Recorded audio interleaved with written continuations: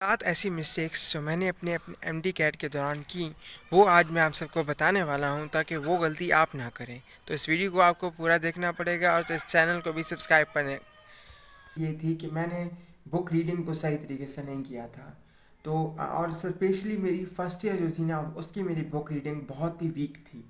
जैसा कि केमिस्ट्री के में जो लास्ट के चैप्टर्स थे ना, reaction kinetics, thermochemistry, chemical bonding, ये मेरे बहुत वीक थे।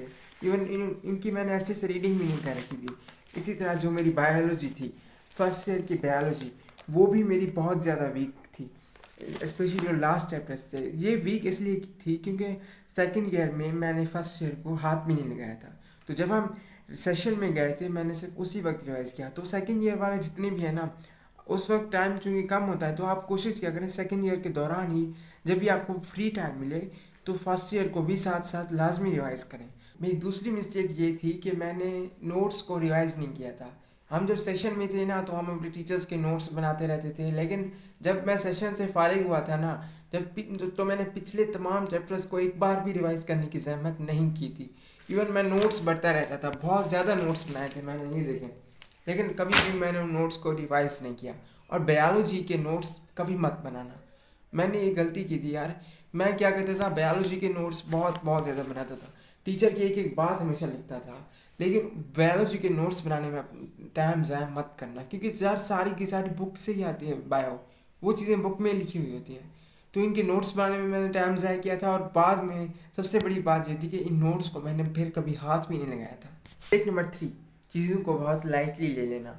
यार 2021 में जब पीएमसी ने टेस्ट कंडक्ट किए थे, तो हम सबको यही सुनने को मिल रहा था कि पीएमसी का टेस्ट बहुत आसान होता है। तो हम तो खुश हो गए थे यार, टेस्ट बहुत इजी होगा, ज़्यादा पढ़ने वढ़ने की ज़रूरत नहीं है। तो मैंने चीज़ों को बहुत लाइटली ले लिया था, मैं बिल्कुल भी मेहनत नहीं कर रहा था। इंग्लिश को तो मैंने एम ही रख दिया था, क्योंकि इंग्लिश में सुन रहा था कि वो भैया पीएमसी बहुत आसान बनाती है, टेंसेज आ रहे हैं। और जब जब टेस्ट हुआ था ना, तो इंग्लिश में मेरे 5 एमसीक्यूज गलत थे।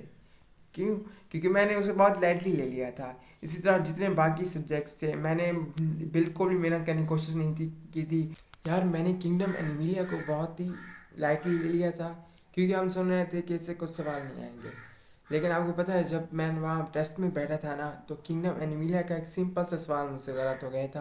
वो सवाल था कि सिल्वर फिश क्या है, तो मैंने मोलस्क लगा दिया था। सिल्वर फिश जो इंसेक्ट होती है ना, तो मेरा बेसिक ही बहुत कमज़ोर था। तो जो भी ये चैप्टर को निगलेक्ट करते हैं यार, तुम बस यूट्यूब से कोई लेक्चर देख लो। मैंने इंडिया का देखा था, वहाँ से मैंने चैप्टर को बार में कवर किया था। तो कभी भी इस एक एक नंबर यार हमेशा याद रखना, एक एक नंबर कीमती होता है। कभी भी किसी भी चीज़ को लाइटली मत लेना।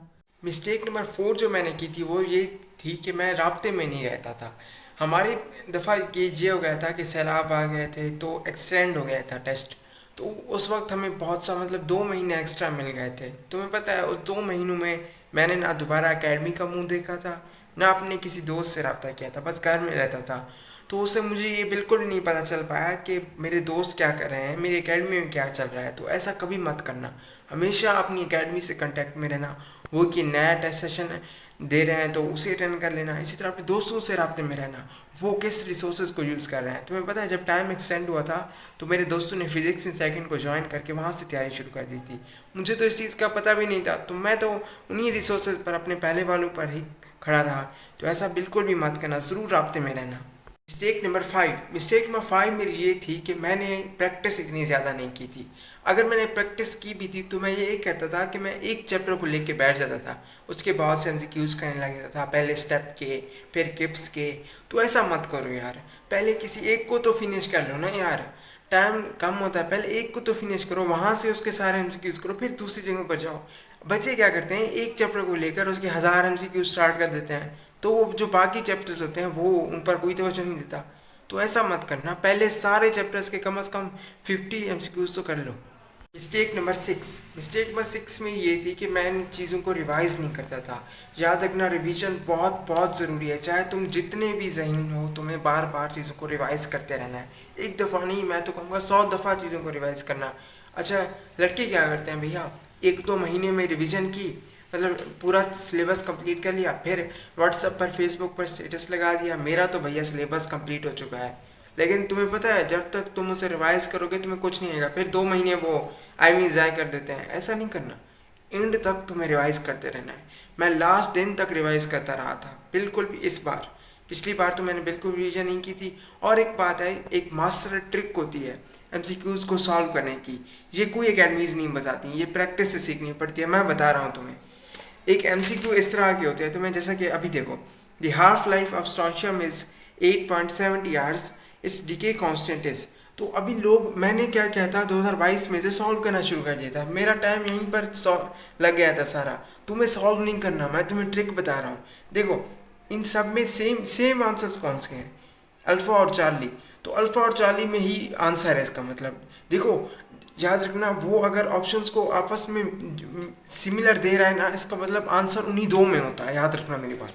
तो आंसर या तो अल्फ़ा में है या तो चार्ली में है। अब इनमें से किस में है, तो वो देखो तुम के ऑप्शन जो डेल्टा है ना, वो इसी चार्ली के सिमिलर है, मतलब यही चार्ली आंसर है। वरना वो डेल्टा में ही पॉइंट के बाद उसने उतनी जीरोज दिए हैं जितनी उसने चार्ली में दी हैं।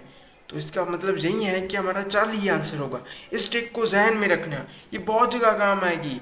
देखना, जहाँ जहाँ पर क्लोज होंगे ना चीज़ें, वहीं आंसर खड़ा होगा, ताकि वो तुम्हें कंफ्यूज कर सके।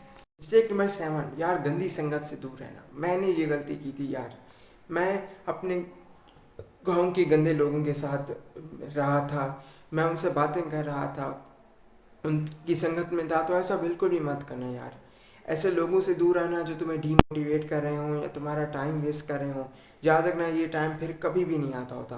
तो मेरी ये मिस्टेक थी, लेकिन बाद में मैंने इसे सुधारा था, तो उसकी वजह से आप मुझे आज आगे बढ़ता हुआ भी देख रहे हैं। होप ये वीडियो आपको अच्छी लगी होगी। अगर ये वीडियो अच्छी लगी हो तो प्लीज़ इस चैनल को सब्सक्राइब करके जाना। I need your support please.